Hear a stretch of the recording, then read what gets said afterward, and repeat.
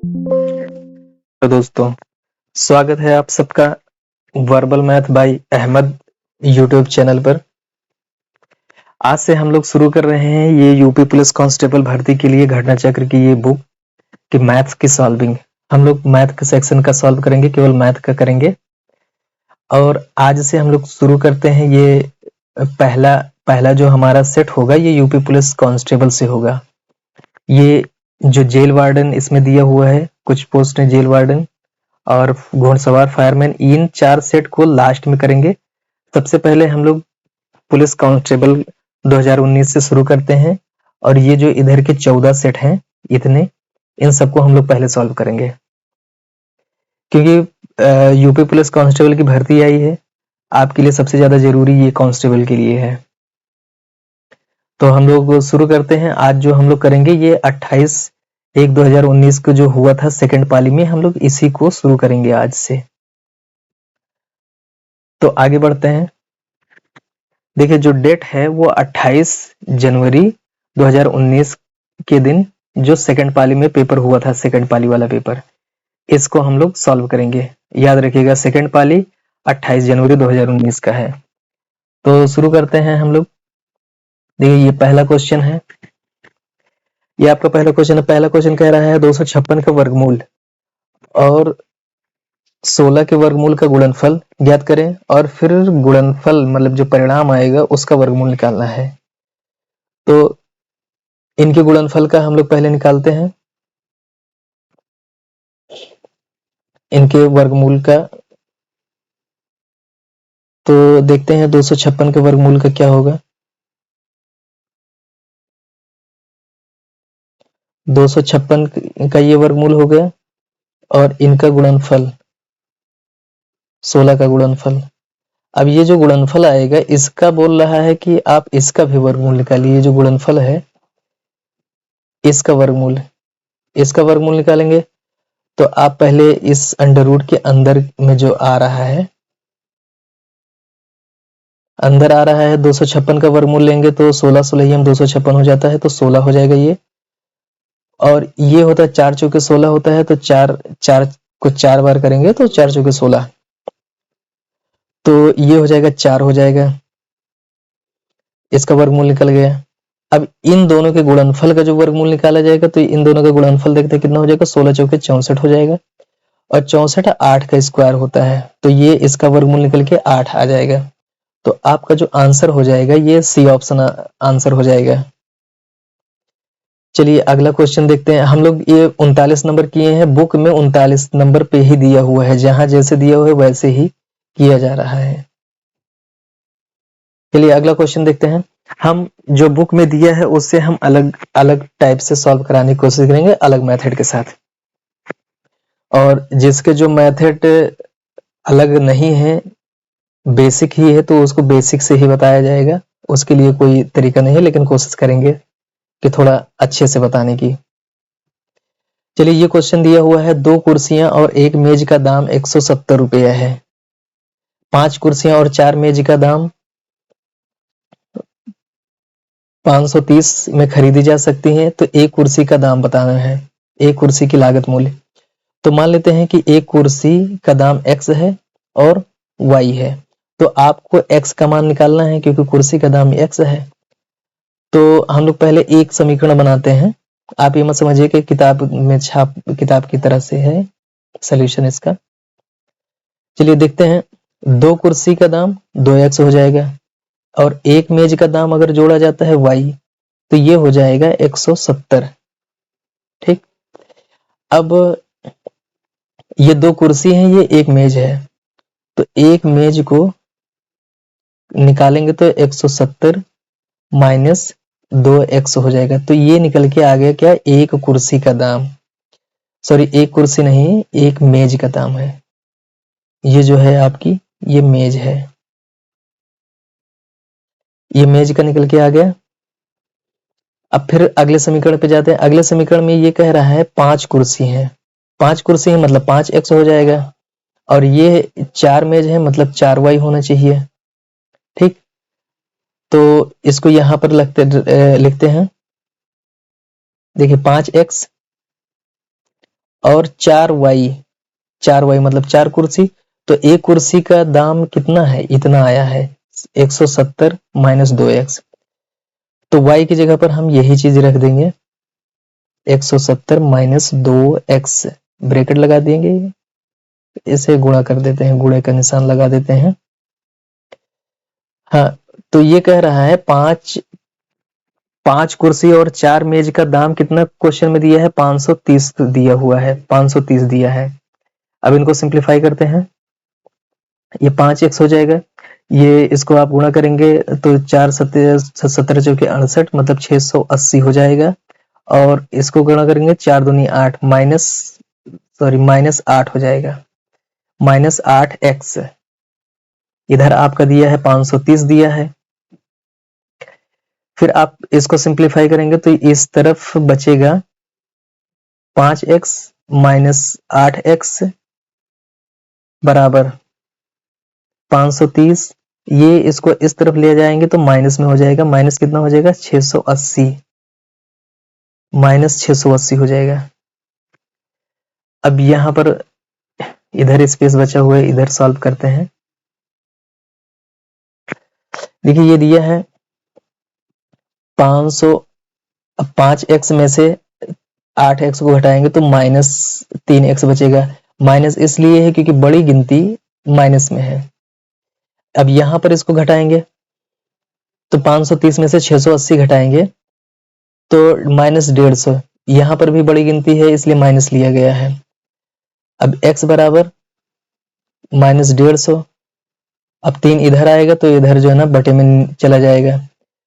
अब माइनस से minus cut जाएगा, 3 से इसको काटेंगे, 3 पचे 15, एक जीरो बच रहा है तो हो गए 50। x बराबर 50, x क्या था, एक कुर्सी का दाम था, ये जो है ना कुर्सी का दाम माना गया था, तो एक कुर्सी का दाम 50 रुपये आ रहा है।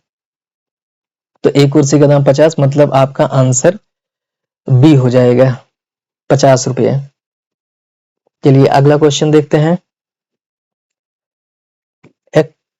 एक्स के पास बैंक खाते में 90.53 का शेष है और 67.14 जमा करने और 70.16 की निकासी के बाद शेष राशि क्या होगी। मतलब क्वेश्चन आपको निकालना है शेष राशि, तो शेष राशि आप शेष उसके में इतना सब करने के बाद शेष कितना बचेगा उसके खाते में, यही निकालना है। तो ये जो 90.53 ये पहले से उसके खाते में पड़ी हुई है, इसमें और जो है ना खाते में और डाल दिया 67.14, इतना और डाल दिया, और फिर उसके बाद में इतना जो है ना 70.16 निकाल लिया। तो पहले आप इनको जोड़ दीजिए, जो प्लस प्लस में उनको जोड़ दीजिए, तो ये इनको 3 और 4 को जोड़ेंगे 7 हो जाएगा, और 1 और 5 को जोड़ेंगे 6 हो जाएगा, ये 7 है, और 9 6 15 हो जाएगा, 157.67 हो जाएगा। इसमें से आपको 70.16 घटाना है। तो जब आप घटाएंगे तो 7 में से 6 घटाएंगे 1 बचेगा, 6 में से 1 घटाए 5 बचा, और 7 में से 0 घटाएंगे 7 ही रहेगा। अब 15 में से 7 घटाएंगे 8 बचेगा। तो 87.51 आपका आंसर जो हो जाएगा 87.51, ये बचेगा खाते में उसके 87.51। अगला क्वेश्चन देखते हैं हम लोग। दो संख्याओं का महत्तम और लघुत्तम समापवर्त 2 और 72 है, बड़ी संख्या छोटी संख्या के दोगुना से 2 अधिक है। तो पहले तो संख्या देखते हैं, संख्या क्या होगी। एक छोटी संख्या अगर x है तो दूसरी जो बड़ी संख्या है वो इसका दोगुना से 2 ज्यादा है, ये संख्या हो गई। आप जानते हैं अगर दो, इसका तरीका क्या होता है इस क्वेश्चन को सॉल्व करने का। जैसे दो संख्या है a और b, तो a b का गुणनफल बराबर a b का एलसीएम गुणे HCF,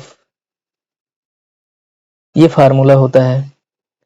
तो जब आप दो संख्याओं का गुणा करेंगे तो आप गुणा करिए 2x प्लस 2, एलसीएम 2, एलसीएम 72 है और एचसीएफ 2 है। आप यहां से 2 को कॉमन ले लेंगे, यहां से इसमें से 2 कॉमन ले लेंगे, तो यहां पर तो x है और ये जो है ना यहाँ पर जो x प्लस 1 बचेगा, ये 2 गुणे 72, ये वाला जो 2 है इस 2 को काट देगा। अब बचा आपके पास क्या, x गुणे x प्लस 1 बराबर 72। अब आप इसको यहीं से सॉल्व कर सकते हैं। ऐसी गिनती लेना है कि उससे बस ये एक ज्यादा हो और गुणा करने पर इतना आ जाए। तो जैसे अगर यहाँ पर अगर 8 होता और ये गुणे 8 प्लस 1, तो ये 72 बन रहा है, 8 9 72, 8 9 72 बन रहा है। तो यह इसका मतलब ये है कि x बराबर क्या हो जाएगा, x बराबर 8 हो जाएगा, x बराबर 8 हो जाएगा। ऐसी गिनती जैसे यहाँ पर लिखा हुआ है x प्लस 1, तो x से बस एक डिजिट ज्यादा होना चाहिए जो आप रखेंगे। तो इसका आंसर x बराबर कितना आ गया, x बराबर आपका आ गया 8। मतलब छोटी गिनती जो निकल के आई, छोटी गिनती देखिए, छोटी गिनती आपने क्या लिया था, छोटी गिनती हो जाएगी 8 और यहाँ पर रखेंगे 2 गुणे 8 प्लस 2, 8 दूनी 16, 1 18, बड़ी गिनती 18 हो जाएगी। तो छोटी गिनती निकालना है, छोटी गिनती आपका क्या हो गया, सी ऑप्शन। बड़ी गिनती पूछते तो 18 हो जाता है। अगला क्वेश्चन देखते हैं। हाँ, ये क्वेश्चन देखते हैं। अनुपात का मतलब होता है बटे के फॉर्म में, भाग के फॉर्म में लिखना है, 4/5। इसका अनुपात अगर दिया है तो ये हो जाएगा 12/10। ये इक्विवेलेंट के इक्वल हो जाएगा, x/6। इधर भी वैसे ही करेंगे, 9/2। तो ये 4/5 जो ऊपर लिखा होता है वो ऐसे सीधा का सीधा ही रहेगा, 4/5 ही। और जो बटे का रूल होता है उसमें ये होता है कि जो नीचे अगर है तो ये पलट के मल्टीप्लाई होता है। मतलब 12/10 है तो ये 10/12 हो जाएगा। और इधर x/6 है तो इधर भी वही रूल होगा, तो ये भी पलट जाएगा, 2/9 हो जाएगा। अब आप इसको काट दीजिए, काट देंगे, 4 एकम 4, 4 तियां 12, 5 एकम 5, 5 दूनी 10। इधर देखते हैं, 2 एकम 2, 2 तियां 6। तो अब देखिए बचा क्या, 2 3 बचा और यहाँ पर x और ये 9 त्रिक 27 हो जाएगा, 9 तियां 27। अब इसको काट देते हैं, 3 एकम 3, 3 9 27। अब यहाँ पर 2 1 बचा और ये x/9 बचा यहाँ पर। अब आप इनको क्या करेंगे, क्रॉस मल्टीप्लाई करेंगे, क्रॉस मल्टीप्लाई करेंगे, x इसके साथ मल्टीप्लाई होगा और ये इसके साथ मल्टीप्लाई होगा। तो फिर क्या हो जाएगा, x एकम x और ये हो जाएगा 9 दूनी 18। तो जो x की वैल्यू आ गई वो 18 आ गई। ये आपका आंसर हो गया डी ऑप्शन। अगला क्वेश्चन देखते हैं। इसमें परसेंटेज का परसेंटेज निकालना है। चलिए देखते हैं। ये कह रहा है 800 का 75%।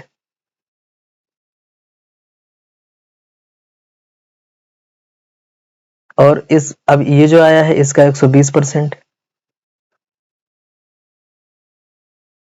फिर इसका 40%।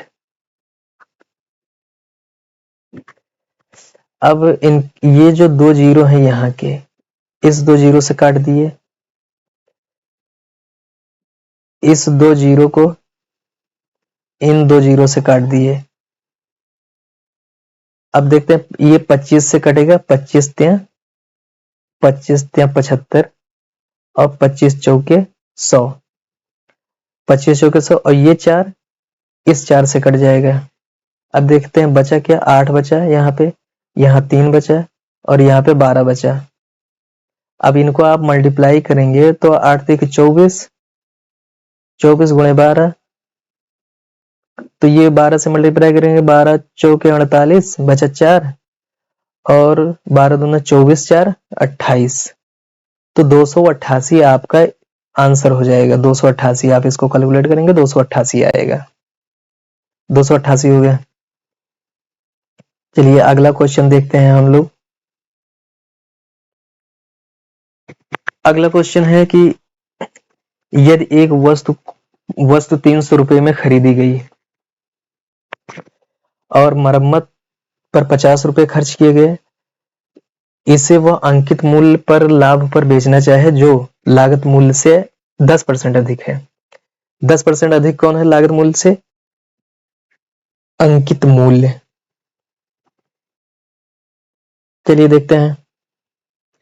तो उसने 300 रुपए पे खरीदी, 300 रुपए पे खरीदा, 50 रुपए और खर्च किया, तो ये हो गया 350। तो उसके तो सामान पड़ गया 350 का, तो यही है उसका सीपी हो जाएगा, मतलब कॉस्ट प्राइस, लागत मूल्य 350 रुपया। अब ये कह रहा है कि अंकित मूल्य कितना होगा। अंकित मूल्य मतलब मार्जिन प्राइस होता है, एमपी। एमपी जो लागत मूल्य आया है सीपी, इसी का जो है ना 10% ज्यादा होगा। 10% आप कह सकते हैं 110। तो एक जीरो से एक जीरो कट जाएगा, एक जीरो से ये कट गया, तो जो इसका मार्जिन प्राइस आएगा 35 गुणे 11, आप इसको मल्टीप्लाई करेंगे तो हो जाएगा 11 पचे 55, 11 3 33, 5 38, 385, ये मार्जिन प्राइस हो गया। अब कह रहा है एसपी निकालना है, सेलिंग प्राइस। सेलिंग प्राइस क्या है? ये जो 385 आया है, इसी पर 20% आप बढ़ा दीजिए, तो इसमें जो है ना निकाल लेते हैं इसका 20%। 385 का 20% बढ़ा के ऐड कर सकते हैं, या आप डायरेक्ट 120 लगा दीजिए। तो 20 से कम 20, 20 पंचे 100, 5 से इसको काटते हैं, 5 सते 35, और फिर 5 सते 35। आप इनको ऐड कर दीजिए। 385 में 77 को, 7 5 12, 8 7 15, 1 16, नहीं 8 7 15, 7 5 12, सॉरी, ये 7 5 12 होगा 2, 8 7 15, 1 16, और 3 1 4, जोड़ने में मिस्टेक होता है, 462 हो जाएगा। 462 रुपए, मतलब सी ऑप्शन आपका आंसर हो जाएगा इसके लिए। अगला क्वेश्चन देखते हैं। जब दो लगातार छूट दी जाती हैं तो उसके लिए कुल छूट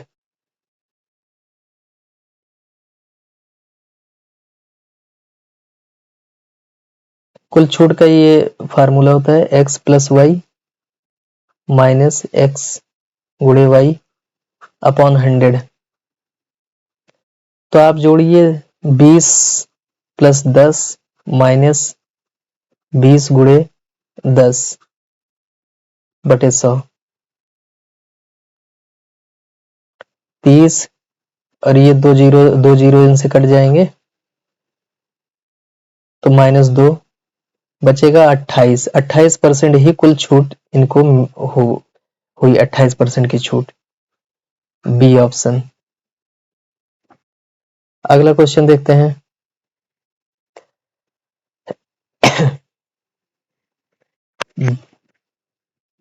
ब्याज की दर ज्ञात करें जब मूलधन 1000 मूलधन है, 5 वर्ष की अवधि में साधारण ब्याज 440 प्राप्त होता है। तो ब्याज ही निकालते हैं, जो ब्याज दिया है। ब्याज मतलब साधारण ब्याज, साधारण ब्याज मतलब सिंपल इंटरेस्ट। तो एसआई बराबर होता है पी आर टी अपॉन 100। तो ईएसआई जो है ना 440 दिया है, पी 1000 है, मूलधन, आर पता नहीं है, आर ही को निकालना है, और टी 5 साल है, टी 5 साल है। तो 2 जीरो से 2 जीरो काट देते हैं यहाँ का, ये इधर 440 बचेगा, इधर 50 आर बचा, आर को इस तरफ ले आएंगे तो 440 बटे 50, ये आर बचा, 1 जीरो से 1 जीरो कट जाएगा। अब 5 से इसको भाग देंगे, 5 बटे 40, फिर जीरो लगाएंगे 5 बटे 40, तो जो आपका आर बराबर आया, जो दर आई उसकी 8.8% निकल के आई दर। तो आपका ये सी ऑप्शन हो जाएगा, आपका ही इसमें आंसर सी ऑप्शन हो जाएगा, 8.8%। अगला क्वेश्चन देखते हैं, हम लोग पूरा सेट सॉल्व करेंगे इसका, सेकंड पाली का मैथ सेक्शन का पूरा कंप्लीट। देखिए, उस कालावधि को ज्ञात करना है जिसमें 1000 रुपये के मूलधन पर 10% ब्याज दर से 331 का चक्रवृद्धि ब्याज प्राप्त होता है। तो पहले हमें देखना है कि मिश्र धन इसका कितना बनेगा।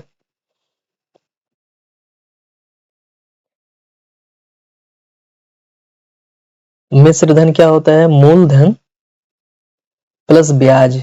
तो मूलधन इतना है और ब्याज जो है ना 331 है, तो ये हो जाएगा 1031।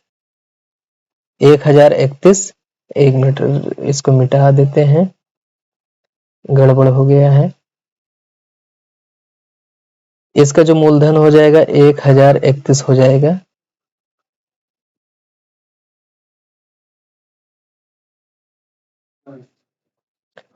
मूलधन 1031 हो जाएगा, 1000 मूलधन 1031 हो जाएगा। अब ये जो मिश्र धन निकल के आया है, तो मिश्र धन बराबर होता क्या है,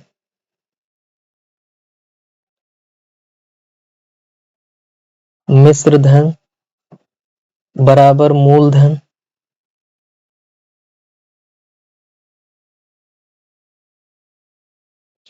हंड्रेड प्लस आर,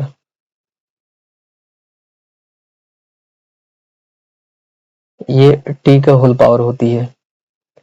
तो मिश्र धन आपका है 1331, मूलधन 1000, और ये 100 प्लस इसकी रेट कितना है, दर 10% बटे 100 होल की पावर टी, क्योंकि टी ही आपको निकालना है, टी। तो आप इसको इस साइड में ले आइए, तो ये हो जाएगा 1031 बटे 1000, इधर क्या हो जाएगा 110 बटे 100 बटे t upon whole power t. अब एक चीज यहाँ पर ये चीज होता है ना कि अगर आप 11 को 3 बार अगर मल्टीप्लाई करेंगे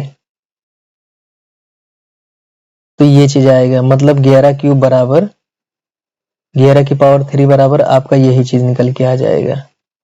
तो आप इसको लिख सकते हैं 11 की पावर 3, और इसी तरह से आप 10 को 3 बार अगर करेंगे 10 गुणे 10 तो 1000 आएगा, तो इसको आप लिख दीजिए 10 की पावर 3।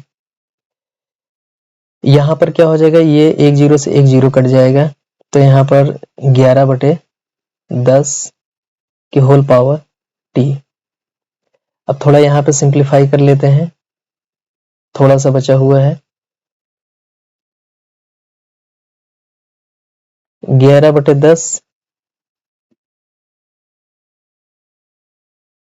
10 की पावर 3, क्योंकि 3 दोनों के ऊपर है तो इसकी पावर 3 हो जाएगा, इसके सबके पावर दोनों की पावर 11 की पावर भी 3 है, 10 की पावर भी 3 है, तो हम होल पावर कर दिए। अब 11 बटे 10 इधर टी हो गया।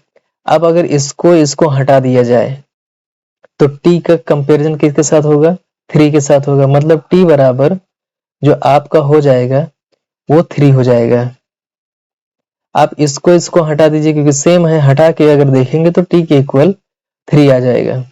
तो 3 साल में इतना ब्याज मिलेगा, इसको 331 रुपये ब्याज मिलेगा 3 साल में 1000 पे। चलिए अगला क्वेश्चन देखते हैं। हाँ, 3 साझेदार ए बी सी, 3 साझेदार ए बी सी है, 4, 5, 6 अनुपात लाभ कमाते हैं। यदि लाभ में सी का हिस्सा ए की तुलना में 200 रुपये अधिक है तो लाभ निकालना है।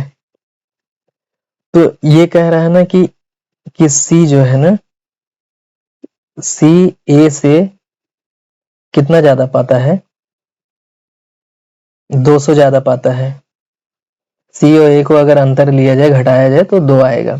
लेकिन यहां पर अगर ए 4 पाता है और ये 6 पाता है यहां पर, तो अगर सी का 6 है और इसका 2 है तो ये किसके इक्विवेलेंट होगा, 200 के इक्विवेलेंट होगा। ये रुपये में है, ये यूनिट में है। सॉरी ये 4 है, सॉरी ए का 4 है। यहाँ पे देखिए ये 4 है, हम 2 लिख दिए थे, 4 है। ठीक है, इसका जो है ना 4 है, तो 6 में से 4 जाएगा 2 यूनिट की इक्विवेलेंट 200, तो 1 यूनिट के बराबर कितना हो जाएगा, 1 यूनिट का मान 100 रुपये हो जाएगा। 100 रुपये हो गया। अब निकालना क्या है आपको, कुल लाभ निकालना। कुल लाभ कितना है, कुल लाभ इतना है 4, 5, 4, 9, 9, 6, 15, मतलब 15 यूनिट आपको निकालना है। 15 यूनिट, तो 1 यूनिट बराबर अगर 100 है तो 15 यूनिट बराबर कितना हो जाएगा, 1500 हो जाएगा। मतलब 15 से ये गुणा हो जाएगा, तो 15 यूनिट के बराबर 15 यूनिट ही कुल लाभ है, तो ये हो जाएगा 1500। ठीक, ये आपका ए ऑप्शन हो जाएगा आंसर। अगला देखते हैं।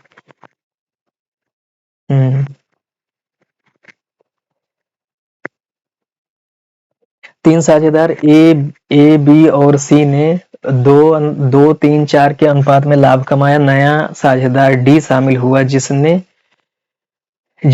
ए और सी के प्रत्येक शेयर का आधा हिस्सा लिया। देखिए ए बी सी जो है ना 2, 3 और 4 यूनिट कमाते हैं, मतलब लाभ कमाते हैं। तो जो डी आ रहा है, इसमें जो डी शामिल हो रहा है, वो डी ए और सी का हिस्सा ए और सी के हिस्से का आधा ले रहा है। मतलब 2 और 4 ए सी का ये हिस्सा है, 2, 4 का 3, तो ये 2, 4, 6 और 3 यूनिट। मतलब यहाँ पर जो सी ले रहा है, डी ले रहा है, सॉरी, वो 3 यूनिट ले रहा है। डी का जो है वो 3 यूनिट हो जा रहा है। यहाँ पे देखिए इससे निकल के आया 3 यूनिट। अब जब डी जो है ना 3 यूनिट कर रहा है, डी का हिस्सा 3 यूनिट निकल के आया। 3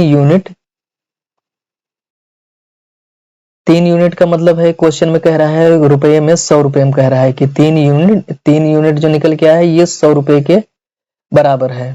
तो 1 यूनिट कितना हो जाएगा, 1 यूनिट 100/3 हो जाएगा। ठीक, अब ये कह रहा है कुल लाभ निकालना है। कुल लाभ कितना हुआ था, कुल लाभ यही तो हुआ था, कुल लाभ यही हुआ था 3, 2, 5, 4, 9। मतलब कुल लाभ अगर निकालना है तो आपको 9 यूनिट निकालना है। 1 यूनिट हमने निकाला है, तो अब 9 यूनिट के लिए क्या है, 9 से गुणा कर देंगे। इस तरफ गुणा किए हैं तो 9 से इस तरफ भी गुणा करेंगे, 9 यूनिट हो जाएगा। 3 एक कम 3, 3 त्रिक का 9, तो कुल लाभ निकल के आ गया 300 रुपये। तो ये आपका आंसर जो हो गया, ये हो गया डी ऑप्शन। अगला क्वेश्चन देखते हैं। एक खुदरा विक्रेता ने 10 की दर से 7 वस्तुएं खरीदी। 10 रुपए की दर से, मतलब एक वस्तु का मूल्य 10 रुपया है। ठीक है, एक वस्तु का अगर मूल्य, अगर कहा जाए कि एक वस्तु का मूल्य 10 रुपया है, 10 रुपया है, तो 7 वस्तु का दाम कितना हो जाएगा? 7 वस्तु का दाम 70 रुपये हो जाएगा। इसी तरह से आगे ऐसे ही सेम कह रहा है कि एक वस्तु 11 रुपए की है तो 9 वस्तु कितने हो जाएगी? 9 वस्तु हो जाएगी 11 9 99 रुपए की हो जाएगी। इसमें कह रहा है कितनी? 14 वस्तु।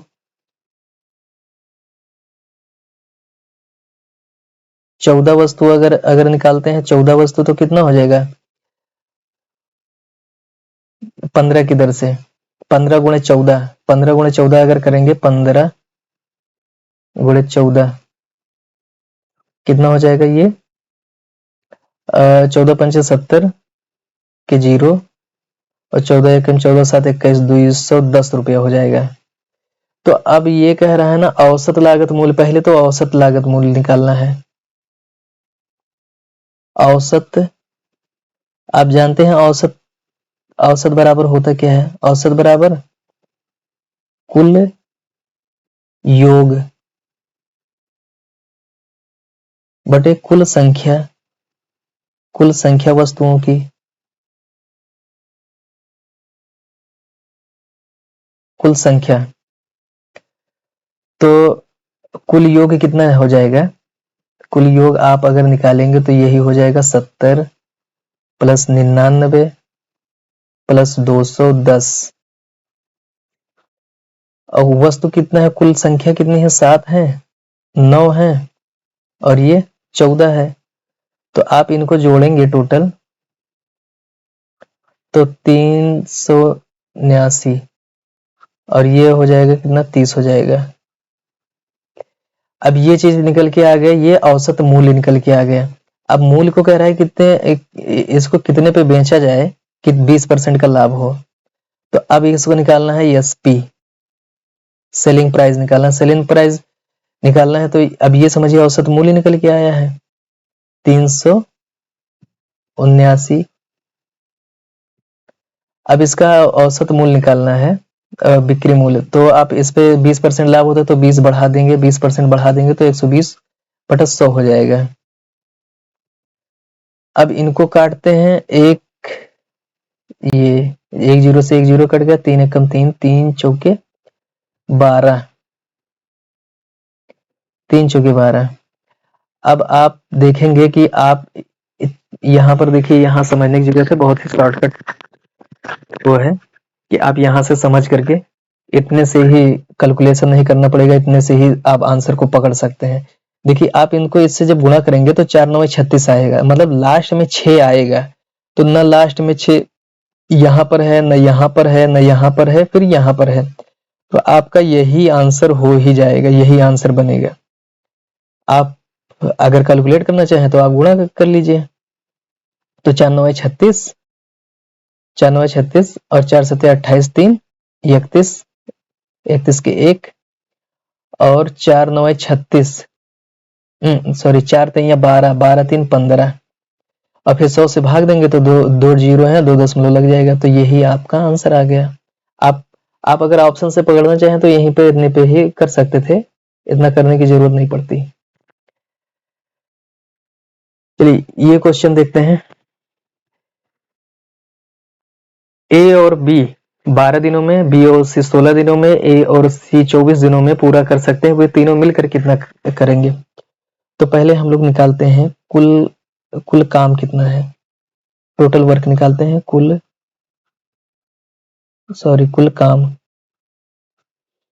काम निकालने के लिए क्या करेंगे? एलसीएम इसका लेना होगा। किसका? ये जो दिन दिया हुआ है 12 16 और 24, इनका एलसीएम लेंगे तो इनका एलसीएम आ जाएगा 48। तो ये हो गया आपका टोटल वर्क। अब इनकी अगर क्षमता निकालनी है तो ए बी की क्षमता, मतलब 12 से आप निकालेंगे, 12 से भाग देंगे तो ए बी की क्षमता निकल के आएगी। ए बी की क्षमता कितना निकल के आएगी? 12 चौक 48। और अगर बी और सी की क्षमता निकालेंगे तो 16 से भाग देंगे आप, 16 से भाग देंगे 16 3 48, फिर 24 से भाग देंगे तो 24 दूना 48 होगा। तो इन सबकी क्षमता को पहले जोड़ते हैं। तो जोड़ेंगे क्या होगा, पहले a प्लस बी के हम जोड़ेंगे,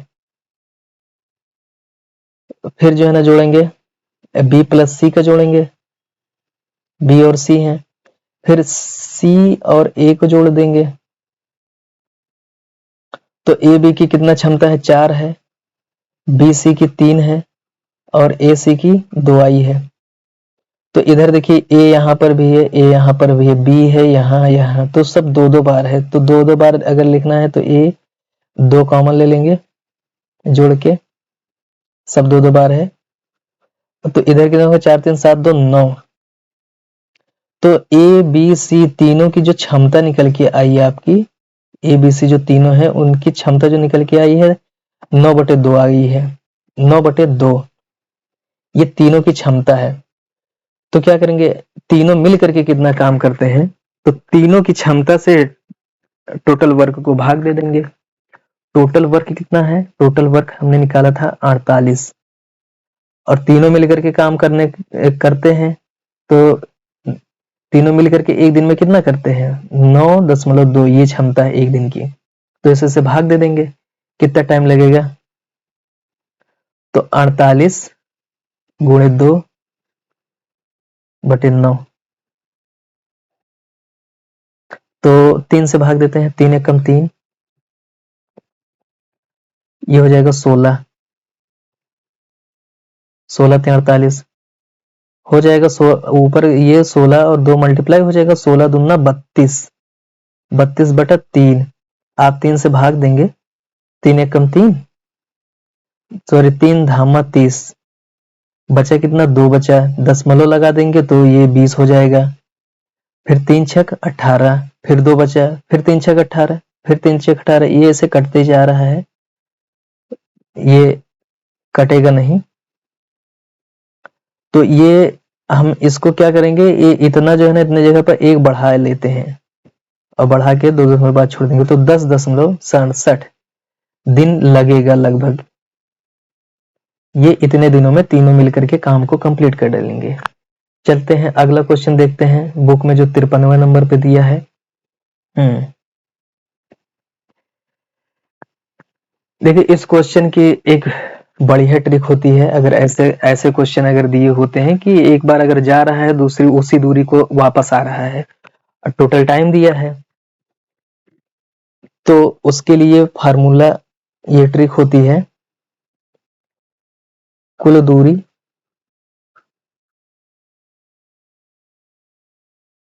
दूरी के लिए होता है दोनों, इसको आधा आधा चल रहा है ना, तो डबल कर देते हैं, तो 2, और जो दोनों मान लिया दोनों x और y है, चाल x प्लस y, ये दोनों चालें हैं, और ये t समय अगर लगता है तो यही चीज लगा देते हैं, 2 गुणे 21 गुणे 24, और ये हो जाएगा 21 प्लस 24 गुणे 5, 2 गुणे 21 24, ये 5, और नीचे क्या बचेगा, 4 1 5 और 2 45। अब 45 इसको काटते हैं, 5 एकम 5, 5 9 45, ठीक।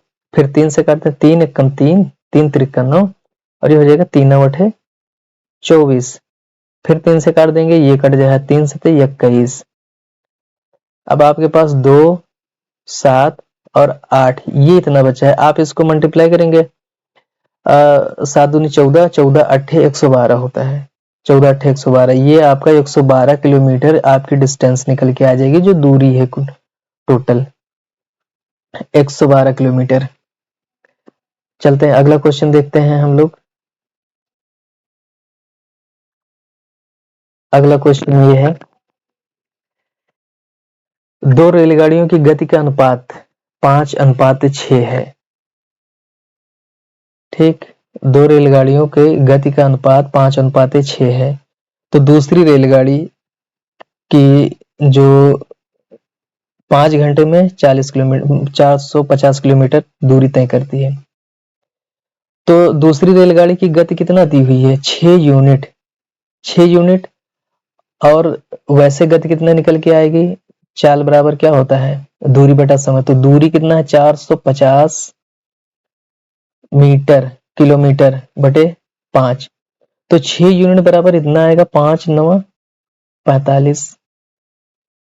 तो 6 यूनिट बराबर 90 किलोमीटर प्रति घंटा।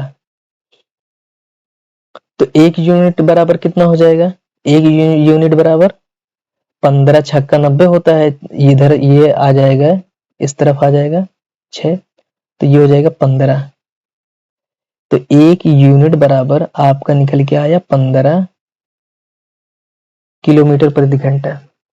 अब आपको पहली गाड़ी की निकालना है। पहली गाड़ी की जो है ना कितना है, 5 यूनिट है। यहाँ देखिए 5 यूनिट है, क्वेश्चन में 5 यूनिट दिया है। तो 1 यूनिट बराबर अगर 15 है तो 5 यूनिट बराबर 5 से आप मल्टीप्लाई कर दीजिए। तो 5 यूनिट बराबर आपका निकल के आएगा 15 × 5 = 75 किलोमीटर प्रति घंटा। ये हो जाएगी दूसरी वाली ट्रेन की स्पीड। चलिए अगला क्वेश्चन देखते हैं। एक आयताकार भूखंड की लंबाई चौड़ाई से 3 गुनी है। तो लंबाई चौड़ाई से 3 गुनी है। अगर चौड़ाई x है, चौड़ाई अगर x है तो लंबाई कितना है, 3x है, चौड़ाई से ही 3 गुना है। तो भूखंड का क्षेत्रफल, तो आयत का क्षेत्रफल बराबर होता क्या है, अगर आपको क्षेत्रफल अगर निकालना है तो होता क्या है, लंबाई गुणे चौड़ाई होता है। तो क्षेत्रफल आपका दिया हुआ 768 और ये लंबाई दी हुई 3x और ये चौड़ाई x है। तो 768 3x², तो x² को एक तरफ रख लेंगे और ये 3 इसके नीचे चला जाएगा, 7 6 8।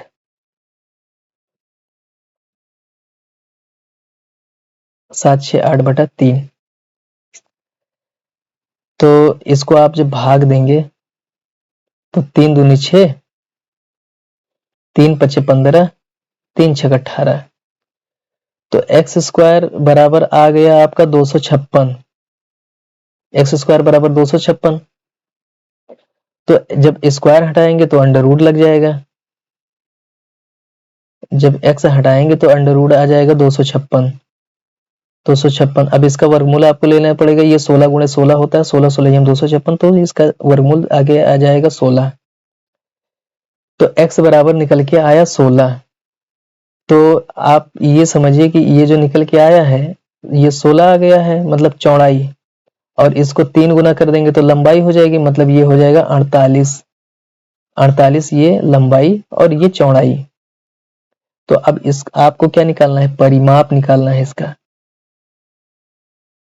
परिमाप बराबर क्या होता है, 2 गुणे लंबाई प्लस चौड़ाई।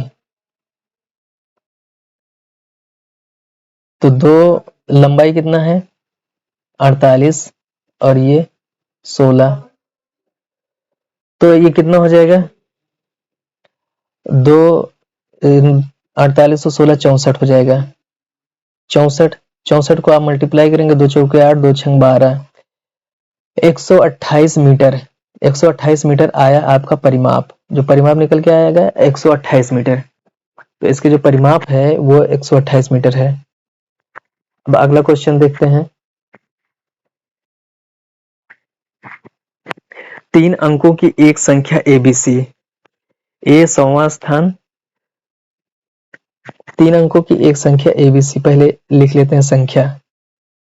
3 अंकों की संख्या जैसे ABC एक किस तरह की संख्या है, जैसे 123 है, 526 है, मतलब कोई भी गिनती, मतलब जो एक सेम डिजिट ना हो, अलग अलग हो। 728 कुछ भी लिख सकते हैं, 625 3 अंकों की संख्या होनी चाहिए। अब जैसे आप ये गिनती नहीं लिख सकते, क्योंकि ये इसमें दो बार एक 1 2 बार रिपीट हुआ है, ये गिनती इस कैटेगरी में नहीं आएगी। तो ऐसे ही कोई भी गिनती लग सकते हैं। तो इसका कहने का मतलब है ए जो है ना 10वें स्थान, ए 100वें स्थान पर है, जिसे 100वां स्थान इकाई दहाई सैकड़ा, 100वां मतलब सैकड़ा, दहाई मतलब 10वें स्थान पे, और इकाई मतलब 1वें स्थान पे, इकाई के स्थान पर। ठीक, इसका मतलब ये है। अगर ऐसी गिनती कोई लिखी जाती है, जैसे हम लिख करके बता रहे हैं ए बी सी रिपीट करके, तो ये गिनती कैसे बनेगी? जैसे मान लिया 123 है, ऐसे गिनती बन जाएगी, 6 डिजिट की ये गिनती बन गई 526। एक मिनट, इसको मिटा देते हैं जहां जहां थोड़ा मिस्टेक है।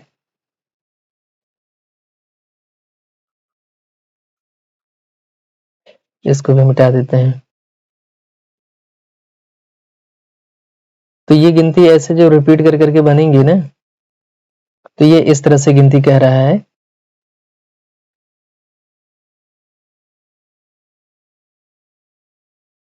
पाँच सौ 26 ये रिपीट हो गई। जैसे ये है 625 रिपीट करके वही गिनती बन रही है, इसको हटा दीजिए। तो इस तरह से अगर गिनती बनती है, उसको इनके एलसीएम से, इनका जो एलसीएम दिया हुआ है, इन तीनों का एलसीएम, इनसे अगर भाग दिया जाता है इसको, तो आंसर क्या आएगा? तो इनका जो एलसीएम होगा, इनका एलसीएम आप निकालिए, लघुत्तम समापवर्त 7 11 13, तीनों को मल्टीप्लाई कर दीजिएगा, ये इनको एलसीएम निकल के आ जाएगा 1001 एलसीएम आएगा।